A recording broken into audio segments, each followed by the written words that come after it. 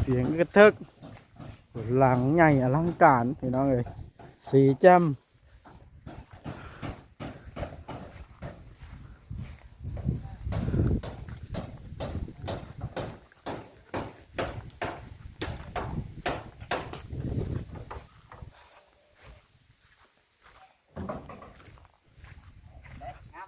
ฮะถึงว่านี่แล้วโอ้คักช่างเจาะไอ้เจ้าคือเห็ดเป็นถ้าช่างเจาะเห็ดเป็นแท้โอ้คักหลายก็จะปั่นพะแนกกันได้พี่น้องเลยพอ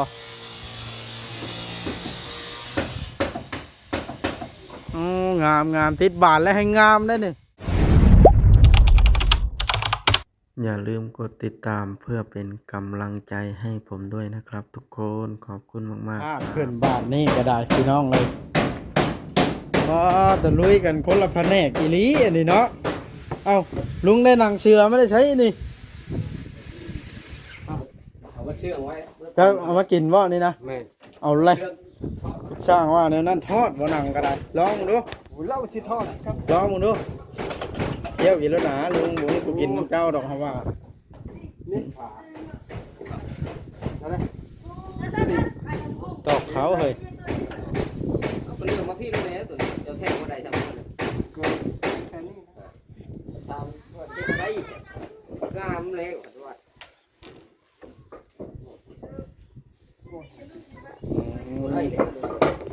นั่นเลย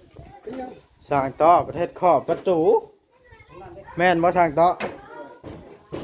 ทางนี้ประเทศขอบทางนั้นประเทศผาบางเนาะผักหนีสร้างต่อคอยลงคอยเบิ่งอยู่กับล่างก่อนเด้อพา FC คอยเบิ่งกันมันสิคือว่าใส่ขอบสีขาวพี่น้องปะลงเบิ่งกับล่างกันรายละเอียดคุณนะสีย่างโค้งไก่ๆได้บาทนี่พี่น้องเอ้ยเผื่อชมผมแม่นได้สีโค้งไก่ๆอันนี้นะสีเบิ้งแต่หน้าเฮือนซะก่อนทำอิฐนะเฮ้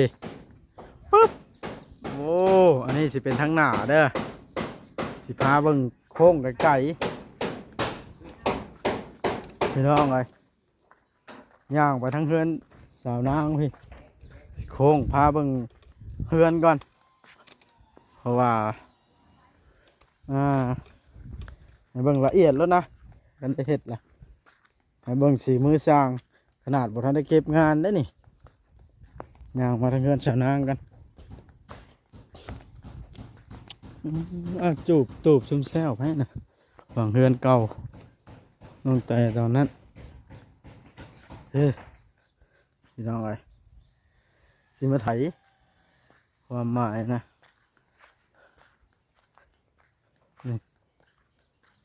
โอ้เบิดขักขนาด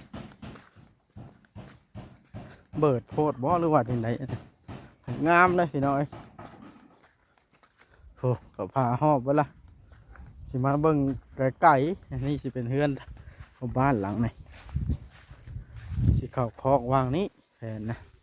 เป็นย่างไก่นะเสียงกระทึก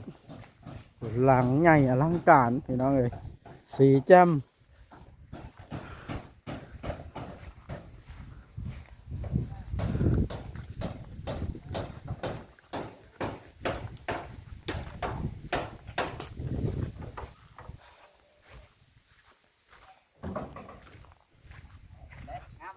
ฮะถึงว่านี่แล้วโอ้คักช่างเจาะไอ้เจ้าคือเห็ดเป็นถ้าช่างเจาะเห็ดเป็นแท้โอ้คักหลายก็จะปั่นพะแนกกันได้พี่น้องเลยพอ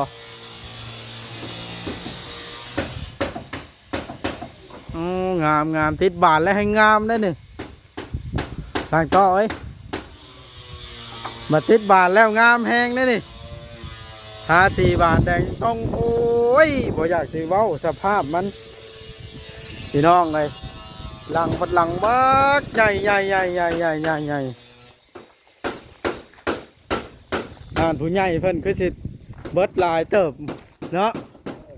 เรือนหลังมันใหญ่เด้ ใหญ่ได้แบบนี้ มันใหญ่กว่าหมู่ใหญ่กว่าหมู่เนาะ เอา3ห้อง ทั้งใหญ่ทั้งงามสามไม่ใช่1 2 3 3แม่นบ่4ห้องนะ 3ห้องนอน 3ห้องนอนหลายห้องอยู่คันนับเอาเนาะมันบ่แม่นห้องนั้นเบิ่งค่อยออกกันบาดนะอึ๊บอุ้ยพี่น้องเลย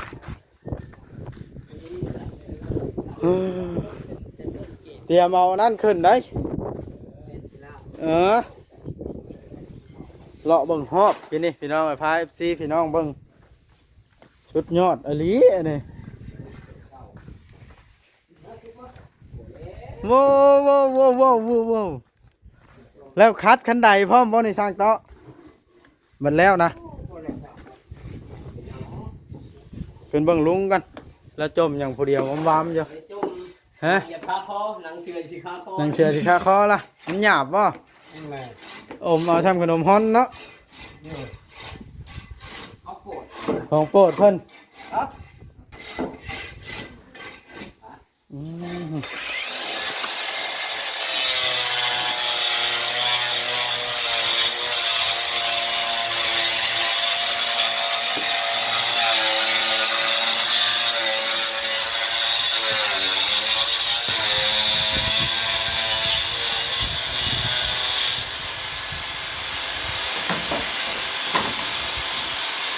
นั่นเพิ่นบ่มันยาวเพิ่นบ่ จอกจอกดูเดี๋ยวมันมุดมือเท่าไหร่จ้ะ ดูเห็นไหมครับบ่เข้าแล้ว ไปได้อันนี้เจ้าสิไปไทยบ่ฮะถามหลานเจ้าแล้วว่าหลานสิไปเจ้าได้สิไปบ่ ก็ที่ว่าไปกับเอาของอยู่หนึ่งก่อนจันทร์ก่อน อยู่จันทบุรีพวกว่าเป็นหยังของเจ้าอยู่พุ่นน่ะ เพราะว่าผมคิดว่าจะไปไม่แบบนี้นะจะมาถูกข่าวคือ อ๋อ กินร้อย ก็เลยเพิ่งความอยู่มาไปทำนัด โอ้ ดังครับดัง มันดังแล้วเจ้าสิไปพร้อมเด็กน้อยนี่บ่หรือว่าเฮือนแล้วก่อนเจ้านะ จะให้เข้าไปพรคนที่ทำเร็ว โอ้เฮ็ดซอยเฮือนแล้วก่อนแนวใดกันเนาะเอาลุยเด้อบ่ให้ป้ากันกลางคันเด้เอาลุยซะฮะได้หยังอันนี้ ได้อันนี้เลย ไปซื้อหยังมาชูสร้างกินวันนี้นะเบิ่งเนาะฮะ ได้อันนี้เลยนี่ เม่นอย่างอันนี้นะ ตะกะแต แล้วก็แตนโอ้ย ไหน ไผเอาให้อันนี้ ฮะอดีตย่า อดีตย่าก็เอาให้ เลย บ่ได้คิดเงินบ่โอ้ช่างเป็นอันนี้อันนี้ถามช่างมึงดูเพิ่นกินเป็นอยู่บ่นี่ฮะทางตอกินเป็นอยู่บ่นี่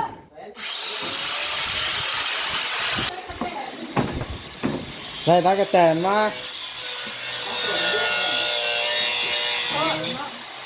ไข่สิทอดขั่วแล้วเอา แบบใส่น้ำมัน เป็นกินแล้ว ฮะ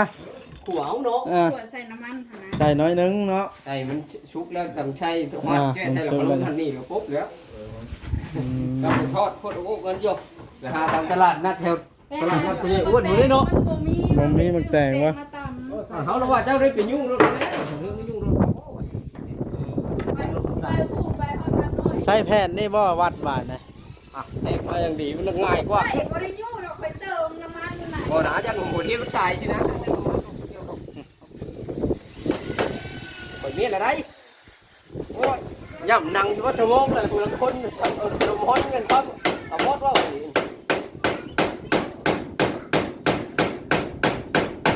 ฮัลโหลคำดีต้องบ่เป็นมาก่อนตัวนี้นะ ไหนต้องแล้วจะว่าเห็นได้ยังตอกเป็นนี่มันคอนกล้วย ค่อยไปเบิ่งฮอบแล้วกินเฮือนนะช่างต่อเอ้ยงามแฮงเจ้าเฮ็ดนะเจ้าเฮ็ดได้จังเฮ็ดเป็นได้ช่างต่อจบมาจากไทย เสียดว่ะ โซเวียต เอ้ยเฉพาะจังเฮ็ดเป็นแห้ง น้ำ ค่อยก็ค่อยเบิ่งอยู่พวกนี้ย่างมาไกลๆเขาออกมา โดย จังเห็นนะคาดว่าอีกไม่นานเนาะ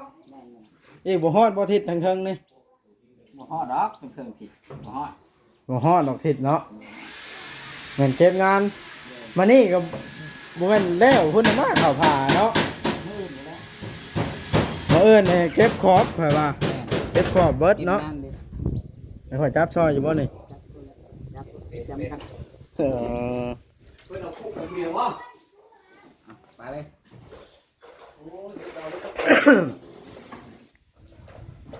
นี่ล่ะพี่น้องเอ้ยเอามาถ่ายให้เบิ่งทุกซอกทุกมุมมานี่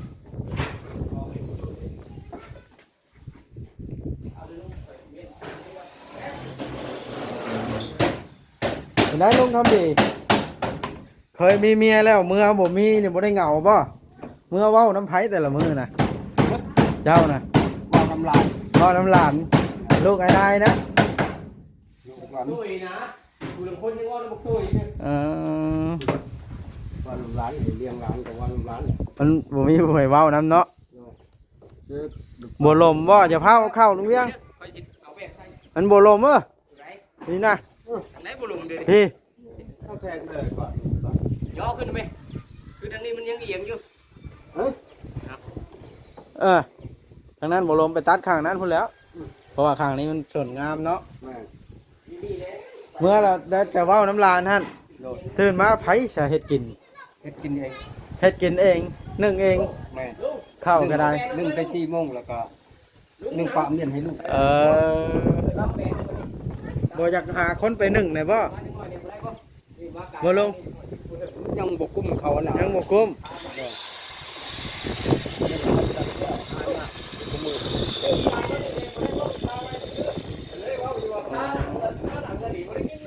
อืมสาเหตุที่บ่อยากหาเอานํเป็นหยังลุง บ่มีเงิน บ่แม่นว่าทำใจยังบ่ได้นะบ่มีเงิน บ่มีเงิน มันหึงแล้วเนาะกฎของโลกผุดเสียไปก็สี ก็ตั้งนี้มันได้แหละ อันนั้นตัดอีก ไม่เอาไว้ ลุงคำดีนี่พี่น้องไงแล้วแต่เก่าแล้วเมื่อพอได้ปากไอ้เว้าน่ะเมียวันนี้เราได้หลานน้อย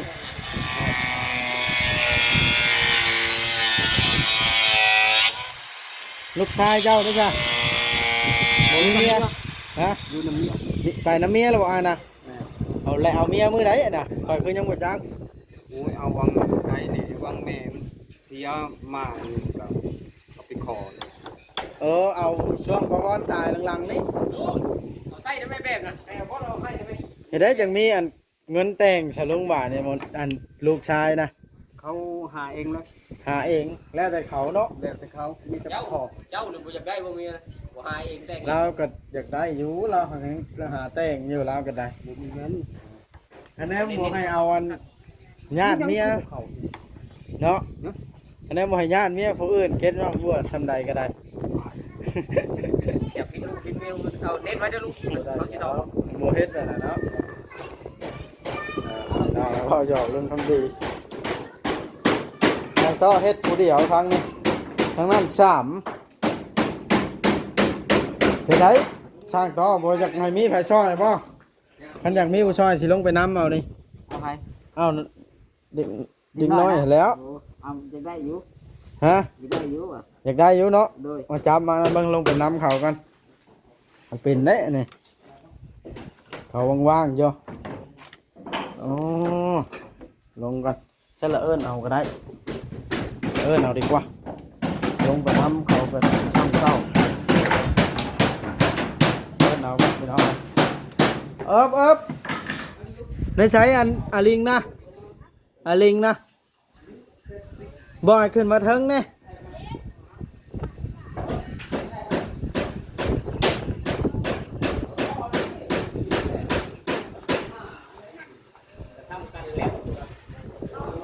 อาลิงขึ้นมาถ้าจับซอยสร้างต่อเนี่ยนี่สร้างต่อผมมีผู้จับตอกนี่พี่ขึ้นมาจับอันมองเยี่ยมใช้ซอยสร้างต่อ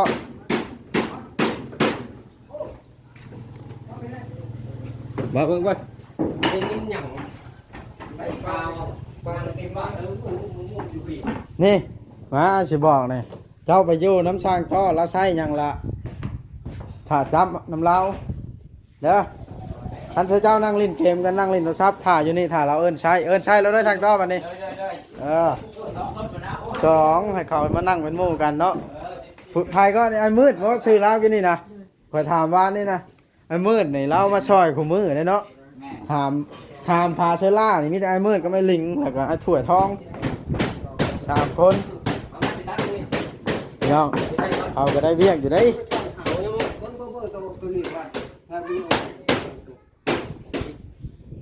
เดี๋ยวออกน้อยนึงนี่นะ เอาสี่ครึ่ง เป็นหยังเดี๋ยว ท่านลงเบิ่งสาวเทืองกันบาทนะ ตัดลายมันวิ่งรู้ได้ เราสิขวดตั้งแต่นี่ชูสร้างกิน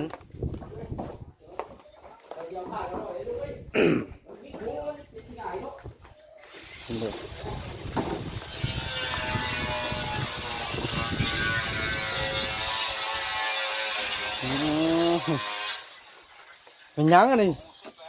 สินึ่งข้าวพร้อมบ่ สิลวกอัน ไผเว้า ฮะ แล้วมันเต้นไปบ่ แม่นแล้วมันเต้นไป ต้องลวกบ่ โดย สร้างว่าให้มันกับเสียรสชาติแล้ว บ่เสีย แนวมันบ่ โดยก็ต้องลวกแล้วมันก็เต้นไป อืม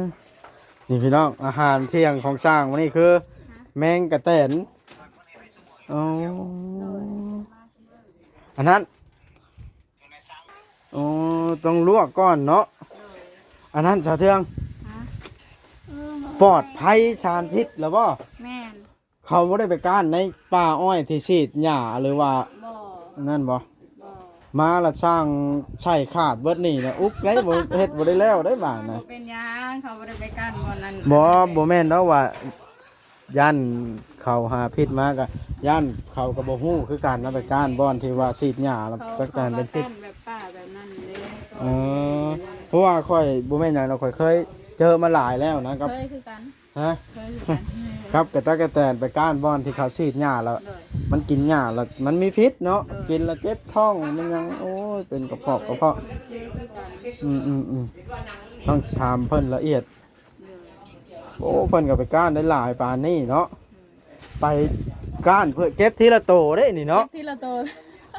เก็บทีละโตบัดน้อยๆหนึงนะพี่น้องแล้วผัดได้เบิ่งได้อ๋อ สองคนก็เพิ่นพากันโพดให้ว่าหาแนวกินมาให้สร้างกินว่ะแต่ว่าบ่มีจำบ่ฮู้สิหาหยังแต่เพิ่นก็พากันโพดอันนี้ให้ อืมไอ้ภูมินคนหัวโลนหืม เอาอีก คนหัวโลนพี่น้อง สิเที่ยงแหละอดใจรอเด้อ ใกล้สิเที่ยงแล้วเนาะ โอ้ยอีป้าโอ้อีป้าอย่าสิเฮ็ดกินคือเพิ่นกินเอาหยังอีกเนาะมาตามนี่เนาะมาฮู้ก็กินแล้ว มันท่องอันนั้นกันป้าตะสร้างมาเลย เขาร้อยเดียวบ่มันสินี่เขาก็เลยเอา74ครึ่ง รวดเร็วแท้สร้าง เอา14ครึ่ง โยห้ามย่างมาใกล้ไอ้ภูมินนะคนหัวโลนนะเกือบตกนะได้กินนี่ ออกร้อยเดียวเป็น ปาดจะปาด เลย เท่านั้นแหละ เทียมหมด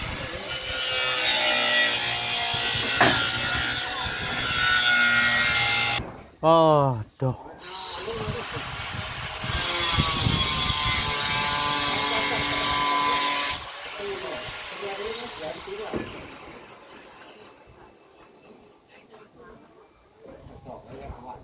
นี่แหละพี่น้องไงคาดว่ามันนี่สิใส่หอบเมื่อละสเก็บรายละเอียดถือว่าสุดยอดพี่น้องไงเออ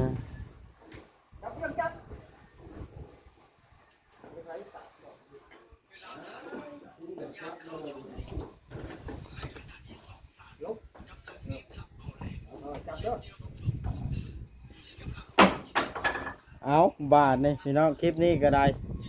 สิได้จบคลิปลงซะก่อนแล้วสิถ่ายให้เบิ่งเป็นขั้นเป็นตอนไปสิประมาณนี้ละโอเคเด้อพี่น้องเด้อฝากติดตามรับชมน้ำกันพี่น้องไงว่าเฮือนหลังนี้มือมันแล้ว มันสิงามส่ำใดพี่น้องถ้าเบิ่งถ้าชมน้ำกันกดไลค์กดแชร์แล้วก็เป็นกำลังใจให้เด้อเนาะแล้วก็เป็นกำลังใจให้ทางผู้รักผู้ใหญ่ผู้เพิ่นช่วยเหลือแน่พี่น้องไอ้เนาะเพิ่นก็โอ้ช่วยชุดๆนี่เฮือนนัดหลังนั้นก็แม่นเฮือนน้องแต่เฮือนพระแก้วก็แม่นอยู่จุดนี้และเขตอื่นๆอีกได้พี่น้องไอ้บ่แม่นเท่าแต่เขตนี้ได้เพิ่นช่วยฮะเฮือนทางปัดแต๋วทางปะวอนเพิ่นก็บ่ได้ไปถ่ายให้เบิ่งแต่โดนแล้วทางนั้นก็ได้เนาะแล้วก็หลายบ่อนพี่น้องเพิ่นก็บ่แม่นว่าสิเฮ็ดเท่าแต่น้ำซุมเฮานี่แล้วก็หลายคนเพิ่นให้เป็นสะพานบุญตั้งแต่เพิ่นบ่ทันมาฮู้กับแต่เฮาก็โอ้เพิ่นก็เฮ็ดมาหลายหลังแล้วได้พี่น้องเอ้ยเนาะโอเคพี่น้องคลิปนี้ก็ประมาณนี้แหละ